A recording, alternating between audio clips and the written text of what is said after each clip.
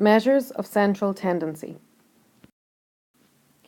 A data set of 7 numbers contains the numbers 14, 3, 10, 11 and 8.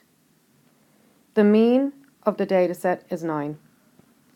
The 2 other numbers are also positive integers. Part 1. What is the sum of the 2 other numbers? The mean of the 7 numbers is 9. Thus the sum of all 7 numbers is 7 times 9, which is 63. The sum of the 5 known numbers is 14 plus 3 plus 10 plus 11 plus 8, which is 46. Thus the sum of the other 2 numbers is 63 take away 46, which is 17. Part 2. Is it possible for the 2 other numbers to be equal? Explain. If the 2 other numbers are equal, then each would have to be 17 divided by 2, which is equal to 8.5. But because we are told that all the numbers are positive integers, this is not possible. Part 3. What is the largest possible difference in the values of the other 2 numbers? Because both of the other numbers are positive integers, the least possible value for one of these numbers is 1. Then the other number has to be 16. This gives the greatest possible difference, which is 16 take away 1, which is equal to 15. Part 4. If one of the 2 other numbers is 7 greater than the other, find the other 2 numbers. Let x be one of the 2 numbers, then x plus 7 is the other number. The sum of these 2 numbers is 17, thus x plus 7 is equal to 17. X plus x is 2x, and 17 minus 7 is 10. 10 divided by 2 is 5, so x is equal to 5. The other 2 numbers are 5 and 5 plus 7, which is 12, so 5 and 12. The number of marks out of 20 achieved by a group of students in a test is recorded in the table below. So these are the marks, and these are the number of students. Estimate, correct to 2 decimal places, the mean mark achieved by the students in the group. So here's our solution. We set up a table. Our first column is the interval. Our second column is the x value, which is the mid-interval value. So for example, halfway between 0 and 4 is 2, halfway between 4 and 8 is 6, halfway between 8 and 12 is 10, and so on. Our next column is our frequency, so our number of students. And in the last column, we're going to multiply our x values by our f values.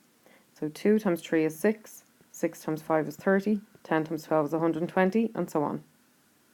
Next, we get the totals of our frequency, which add to be 28, and then the total of x times f, which adds to be 276. Here we have the formula showing us how to do this. So what we have to do is get the sum, so this symbol here looks like an E, is sigma, sum of x times f, and divided by the sum of f. So the sum of x times f is going to be 276, and the sum of f, the frequencies, is going to be 28. So x bar, which represents the mean, is 276 divided by 28, which is 9.86. So the mean mark of all the students is 9.86. A data set contains 7 numbers and has a median of 11.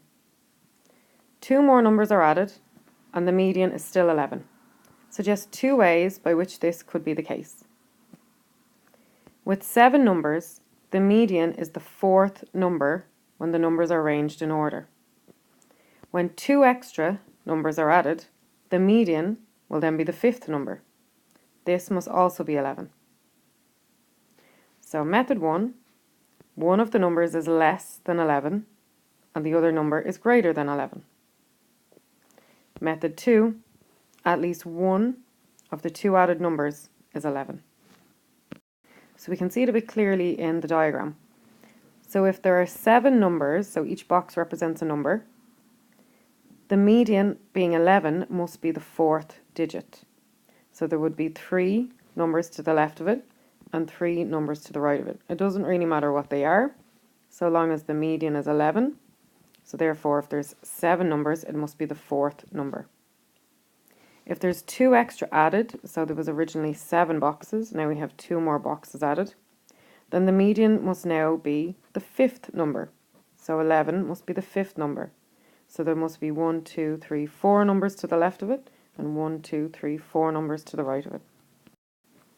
The monthly salaries of the 8 people working in a small company are given in the table below. So we have the staff members, and then we have their salary in euro. So for example, Anne's salary is €2,000, Sue's salary is €2,000, Pat's salary is €10,000, and so on. State the mode, give a reason. The mode is 2,000, as this is the most common monthly salary. We see 3 people have a salary of 2,000. So that's the most common, that's the mode. Part 2, calculate the median salary. As there is an even number of results, the median is the average of the middle 2. So we have 1, 2, 3, 4, 5, 6, 7, 8 people, so 8 salaries. So the middle 2 is going to be Colm and Ben. So when you have 2 middle numbers, you add them together and divide by 2. So the median salary is 3,000 plus 4,000 divided by 2, which is 3,500. Very important to note that for the median, the numbers must be in order. In this particular example, they were given to us in order from smallest to largest. But in another example, if they're not, you must put them into order, either from smallest to largest or largest to smallest. Part 4. The owner of the company is Laura, who decides to put herself on the payroll with a monthly salary of €40,000. So here we see Laura is added in, €40,000. What effect will this have on the mode, the median, and the mean? Which measure of central tendency is most affected? So if we have an X result of 40,000, the mode is still 2,000, it's still the most common. The median is now the fifth result, which is 4,000. So we see Ben now has the median value. There's 1, 2, 3, 4 to the left of Ben, and 1, 2, 3, 4 to the right. So 4,000 is now the median. The new mean will be X bar equal to all the values added together, divided by 9, because there's now 9 values altogether, 9 salaries, and that gives us 8,000. So X bar, or the mean, is 8,000. The measure of central tendency that has been most affected by the new data element is the mean. And this is because of the 40,000, which was an outlier. So the 40,000 is really far away from all the other values. Whereas if the extra value added in had been quite close to all the other values, the mean would not have been affected as drastically.